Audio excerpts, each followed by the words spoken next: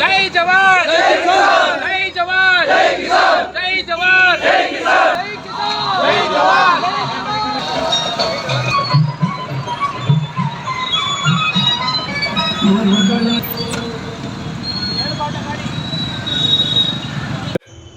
July 21 ಈ ದಿನವನ್ನು ರೈತರು ಎಂದಿಗೂ ಮರೆಯುವುದಿಲ್ಲ. 1980 ಜುಲೈ 21ರಂದು ನರಗುಂದ ನವಲಗುಂದ ಭಾಗದಲ್ಲಿ ನಡೆದ ರೈತರ ಹೋರಾಟದಲ್ಲಿ ಹುತಾತ್ಮರಾದ ರೈತರನ್ನು ಸ್ಮರಿಸುವ ದಿನ. ಅಂದು ರೈತರು ತಮ್ಮ ಹಕ್ಕುಗಳಿಗಾಗಿ ಹೋರಾಡುತ್ತಿದ್ದಾಗ ಪೊಲೀಸರ ಗುಂಡೇಟಿಗೆ ಬಲಿಯಾದರು. ಈ ಹೋರಾಟದ ನೆನಪಿಗಾಗಿ ಪ್ರತಿ ವರ್ಷ ಜುಲೈ 21ರಂದು ರೈತ ಹುತಾತ್ಮ ದಿನವನ್ನಾಗಿ ಆಚರಿಸಲಾಗುತ್ತಿದೆ. ಅದೇ ರೀತಿ ಹೆಚ್ಡಿಕೋಟೆ ತಾಲೂಕಿನಲ್ಲೂ ರೈತ ಹುತಾತ್ಮ ದಿನ ಆಚರಿಸಲಾಯಿತು. ಕರ್ನಾಟಕ ರಾಜ್ಯ ರೈತ ಸಂಘಗಳ ಏಕೀಕರಣ ಸಮಿತಿ ವತಿಯಿಂದ ಭಾರತೀಯ ಕ್ರಾಂತಿಕಾರಿ ಕಿಸಾನ್ ಸೇನೆ ಹೆಚ್ಡಿಕೋಟೆ ಪಟ್ಟಣದ ಅಂಬೇಡ್ಕರ್ ಸಮುದಾಯ ಭವನದಲ್ಲಿ ಹಮ್ಮಿಕೊಂಡಿದ್ದ ರೈತ ಹುತಾತ್ಮ ದಿನಾಚರಣೆಗೆ ಜ್ಯೋತಿ ಬೆಳಗಿಸುವ ಮೂಲಕ ಶಾಸಕ ಅನಿಲ್ ಚಿಕ್ಕಮದು ಚಾಲನೆ ನೀಡಿದರು. ಬಳಿಕ ದುರಂತದಲ್ಲಿ ಹುತಾತ್ಮರಾದ ರೈತರ ಭಾವಚಿತ್ರಕ್ಕೆ ಪುಷ್ಪ ನಮನ ಸಲ್ಲಿಸಿ 1 ನಿಮಿಷ ಮೌನಾಚರಣೆ ಮಾಡಲಾಯಿತು.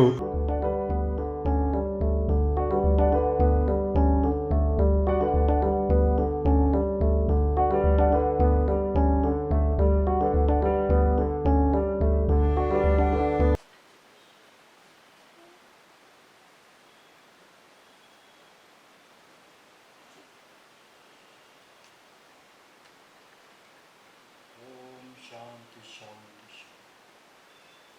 ಧನ್ಯವಾದಗಳು. ಕಾರ್ಯಕ್ರಮ ಉದ್ಘಾಟಿಸಿ ಮಾತನಾಡಿದ ಶಾಸಕ ಅನಿಲ್ ಚಿಕ್ಕಮದು, ರೈತರ ದಿನಾಚರಣೆ ಮಾಡಲು ಸಿಎಂ ಸಿದ್ದರಾಮಯ್ಯ ಹಾಗೂ ಕೃಷಿ ಸಚಿವ ಚಲುವರಾಯಸ್ವಾಮಿ ಜೊತೆ ಈಗಾಗಲೇ ಮಾತನಾಡಿದ್ದೇನೆ. ಆಗಸ್ಟ್ನಲ್ಲಿ ಆರಂಭವಾಗಲಿರುವ ಅಧಿವೇಶನದಲ್ಲಿ ಈ ಬಗ್ಗೆ ಪ್ರಸ್ತಾಪ ಮಾಡೋದಾಗಿ ಭರವಸೆ ನೀಡಿದರು. ಅಲ್ಲದೆ ರೈತರು ಎದುರಿಸುತ್ತಿರುವ ಜ್ವಲಂತ ಸಮಸ್ಯೆಗಳಾದ ಕಾಡು ಪ್ರಾಣಿಗಳ ಹಾವಳಿ ತಡೆಗೆ ರೈಲ್ವೆ ಬ್ಯಾರಿಕೇಡ್ ಹಾಗೂ ವಿದ್ಯುತ್ ಕೊರತೆ ನೀಗಿಸಲು ಸೂಕ್ತ ಕ್ರಮ ಕೈಗೊಳ್ಳೋದಾಗಿ ಭರವಸೆ ನೀಡಿದರು. ಇತ್ತೀಚೆಗೆ ನಮ್ಮ ಸರ್ಕಾರನೂ ಕೂಡ ಬಹಳಷ್ಟು ರೈತರ ಬಗ್ಗೆ ಕಾಳಜಿಯನ್ನ ಇಟ್ಕೊಂಡು ಕಳೆದ ಮಾರ್ಚ್ ಬಜೆಟ್ನಲ್ಲಿ ಸುಮಾರು 52,000 ಕೋಟಿಯನ್ನ ರಾಜ್ಯದ ಮುಖ್ಯಮಂತ್ರಿಗಳು ಸಿದ್ದರಾಮಯ್ಯ ಸಾಹೇಬರು ರೈತರಿಗೋಸ್ಕರ ಮೀಸಲಾಗಿ 52,000 ಕೋಟಿಯನ್ನ ಮೀಸಲಾಗಿ ಇಟ್ಟಿರ್ತಕ್ಕಂಥದ್ದು ಬಹಳ ವಿಶೇಷತೆ. ಯಾವ ಸರ್ಕಾರನೂ ಕೂಡ ಅಷ್ಟು, ಯಾಕಂದ್ರೆ ನಮ್ಮ ರಾಜ್ಯದ ಬಜೆಟ್ ಇರೋದು 4 ಲಕ್ಷ ಕೋಟಿ. ಇವತ್ತು ರೈತರಿಗೋಸ್ಕರ 40% ಅಮೌಂಟ್ ನ ಬಜೆಟ್ ನಲ್ಲಿ 52,000 ಕೋಟಿಯಷ್ಟು ಅನುದಾನವನ್ನ ಬಿಡುಗಡೆ ಮಾಡ್ತಕ್ಕಂಥ ಕೆಲಸವನ್ನ ಮಾಡಿಕೊಟ್ಟಿರ್ತಕ್ಕಂಥದ್ದು. ಮೊನ್ನೆ ರೈತರ ಒಂದು ಹೋರಾಟ ದೇವನಹಳ್ಳಿಯಲ್ಲಿ 1,139 ಎಕರೆ ಉಳಿಬೇಕು ಅಂತ ಮಾನ್ಯ ಮುಖ್ಯಮಂತ್ರಿಗಳು ಅದನ್ನ ಪರಿಗಣನೆಗೆ ತೆಗೆದುಕೊಂಡು ಆ ಭೂಮಿಯನ್ನ ಉಳಿಸ್ತಕ್ಕಂಥ ಕೆಲಸವನ್ನ ನಮ್ಮ ಮುಖ್ಯಮಂತ್ರಿಗಳು ಮಾಡಿರ್ತಕ್ಕಂಥದ್ದು. ನಮ್ಮ ತಾಲೂಕಿನಲ್ಲಿ ನಾವು ಜ್ವಲಂತ ಸಮಸ್ಯೆಗಳನ್ನ ನಾವು ಎದುರಿಸ್ತಿದೀವಿ. ನೀವು ಬೆಳೆದಿರ್ತಕ್ಕಂಥ ಬೆಲೆ ಇವತ್ತು ಏನಿದೆ, ಬೆಳೆಗಳಿಗೆ ಹಾನಿಗಳು ಅವಳಿ ಇರ್ಬೋದು, ಇನ್ ಟೈಮು ಕರೆಂಟ್ ಇರ್ಬೋದು. ಜೊತೆಗೆ ಈಗ ಆಲ್ರೆಡಿ ನಾನು ಮತ್ತೆ ಹಿಂದೆ ಎಂ ಶಿವಣ್ಣ ಸಾಹೇಬರು ಶಾಸಕರಂತ ಸಂದರ್ಭದಲ್ಲಿ ಬಹಳಷ್ಟು ಸಾಗುವಳಿ ಭೂಮಿಯನ್ನ ಕೊಟ್ಟಿರ್ತಕ್ಕಂಥ ಉದಾಹರಣೆಗಳು ನಾವೆಲ್ಲರೂ ಕೂಡ ನೋಡಿದೀವಿ. ಇನ್ನೂ ಕೂಡ ನಾವು ಫಾರಂ ನಂಬರ್ 50 ಇನ್ನೊಂದು 9 ಅಪ್ಲಿಕೇಶನ್ ಬಾಕಿ ಇವೆ.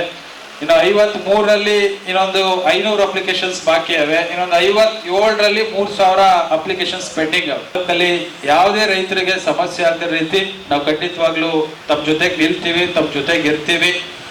ಇನ್ನು ಸಾಗುವಳಿ ಸಿಗಬೇಕು, ಮತ್ತೆ ಇನ್ ಟೈಮ್ಗೆ ಕರೆಂಟ್ ಸಮಸ್ಯೆ ನಾವು ಬಹಳ ಎದುರಿಸ್ತಾ ಇದೀವಿ. ನಮ್ಮ ಭಾಗ ವಿಶೇಷವಾಗಿ ಪಡುಕೋಟೆ, ಟೈಗರ್ ಬ್ಲಾಕ್ ಈ ಭಾಗದಲ್ಲಿ ಕರೆಂಟ್ ಸಮಸ್ಯೆನ ನಾವು ಎದುರಿಸ್ತೀವಿ. ಅಲ್ಲಿ ಸಬ್ಸ್ಟೇಷನ್ ಮಾಡತಕ್ಕಂಥ ವ್ಯವಸ್ಥೆ ಈಗ 3 ಕಡೆ ಮಾಡ್ತಾ ಇದೀವಿ. ಒಂದು ಪಡುಕೋಟೆ, ಚಕ್ಕೋಟ್ನಹಳ್ಳಿ ಮತ್ತೆ ಮುಳ್ಳೂರು ಭಾಗ, ಈ 3 ಕೂಡ ಟೆಂಡರ್ ಆಗಿದೆ.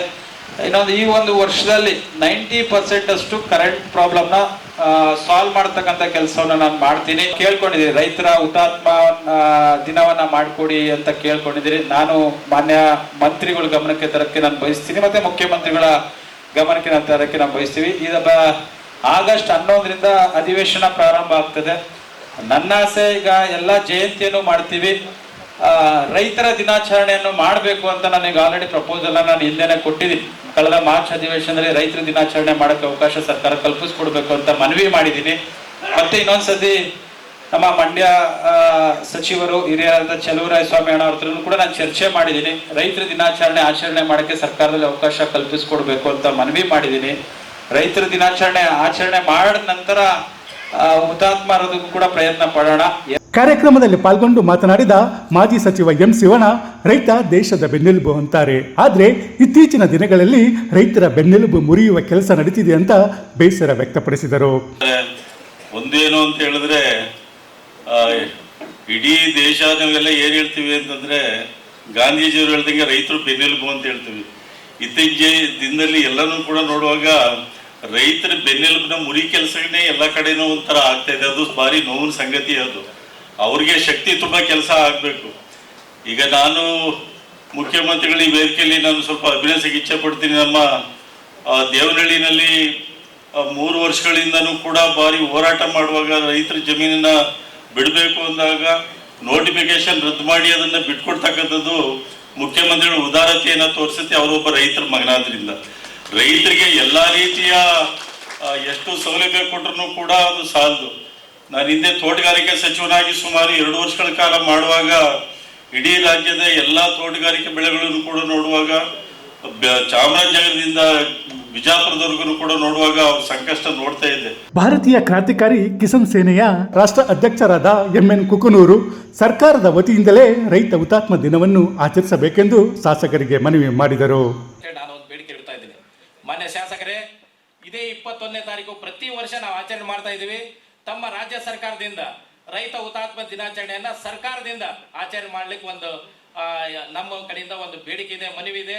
ದಯವಿಟ್ಟು ಮುಂದಿನ ಸರಿ ಏನೈತಿ 21ನೇ ತಾರೀಕು ಪ್ರತಿ ತಾಲೂಕಿನಲ್ಲಿ ಪ್ರತಿ ಶಾಸಕರ ಜೊತೆಯಲ್ಲಿ ರೈತ ಹುತಾತ್ಮ ದಿನಾಚರಣೆಯನ್ನ ಮಾಡ್ಬೇಕಂತೇಳಿ ನಾನು ಮನವಿ ಮಾಡ್ಕೊಂತ ಇದ್ದೀನಿ. ಇಂದು ಭಾರತೀಯ ಕ್ರಾಂತಿಕಾರಿ ಕಿಸಾನ್ ಸೇನಾ ಸಂಘ ಉತ್ತಮ ಹೆಜ್ಜೆ ಇಟ್ಟಿದ್ದು, ಸಂಘದ ವತಿಯಿಂದಲೇ ಮಹಿಳೆಯರಿಗೆ ಉಚಿತ ಹೊಲಿಗೆ ತರಬೇತಿ ಮತ್ತು ರೈತ ಹೆಣ್ಣು ಮಕ್ಕಳಿಗೆ ಉಚಿತ ಕಂಪ್ಯೂಟರ್ ತರಬೇತಿ ನೀಡಲಾಗುತ್ತಿದೆ ಅಂತ ಪತ್ರಕರ್ತ ಮಹೇಶ್ ಕೆ ಹೆಡ್ತೊರೆ ಹೇಳಿದರು.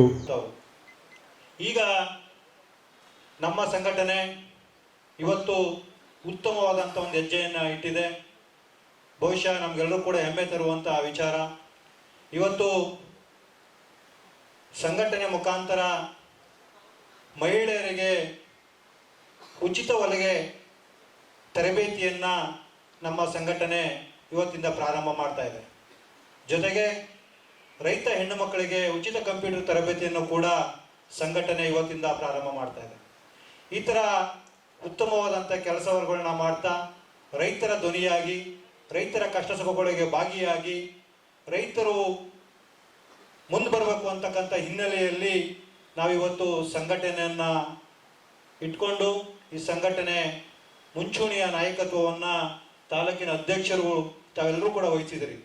ತಾವೆಲ್ಲರೂ ಕೂಡ ಈ ಒಂದು ಸಂಘಟನೆಗೆ ಬೆಂಬಲವಾಗಿ ನಿಂತಿರಲಾಗೆ ಸಂಘಟನೆ ಉತ್ತಮವಾಗಿ ಕೆಲಸ ಮಾಡಲಿಕ್ಕೆ ಸಾಧ್ಯವಾಗಿದೆ. ಇದೇ ರೀತಿ ತಮ್ಮ ಸಲಹೆ ಪ್ರೋತ್ಸಾಹಗಳು ಸಂಘಟನೆ ಮೇಲೆ ಇರಲಿ. ಇನ್ನು ಇದೇ ವೇಳೆ ಎಚ್.ಡಿ. ಕೋಟೆ ಪಟ್ಟಣದ ಗದ್ದಿಗೆ ಸರ್ಕಲ್ ಬಳಿ ಇರುವ ಭಾರತೀಯ ಕ್ರಾಂತಿಕಾರಿ ಕಿಸಾನ್ ಸೇನಾ ಸಂಘದ ಕಚೇರಿಯನ್ನು ಶಾಸಕ ಅನಿಲ್ ಚಿಕ್ಮಾದು, ಮಾಜಿ ಸಚಿವ ಎಂ. ಶಿವಣ್ಣ ಉದ್ಘಾಟಿಸಿದರು. ಬಳಿಕ ಎಲ್ಲರಿಗೂ ಶುಭವಾಗಲಿ ಅಂತ ಹಾರೈಸಿದರು.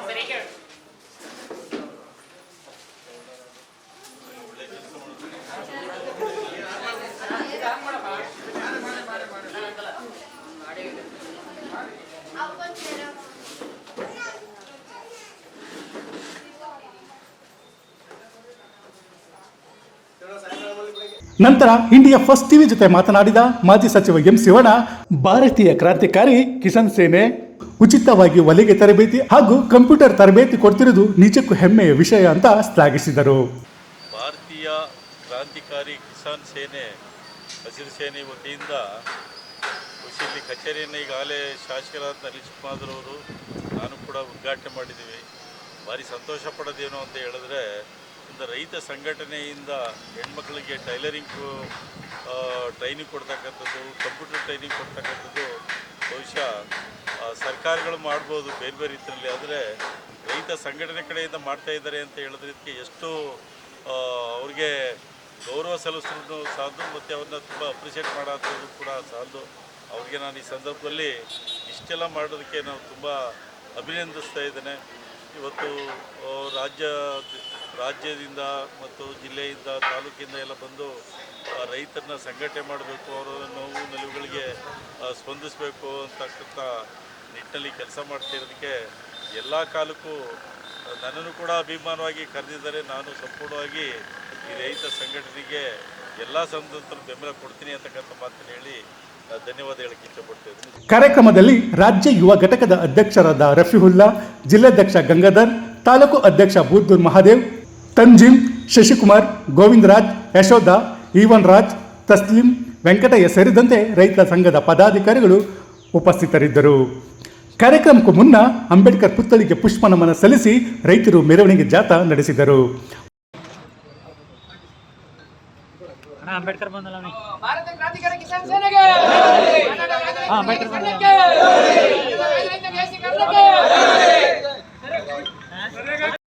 ಜೈ ಜವಾನ್, ಜೈ ಕಿಸಾನ್, ಜೈ ಜವಾನ್, ಜೈ ಕಿಸಾನ್, ಜೈ ಕಿಸಾನ್.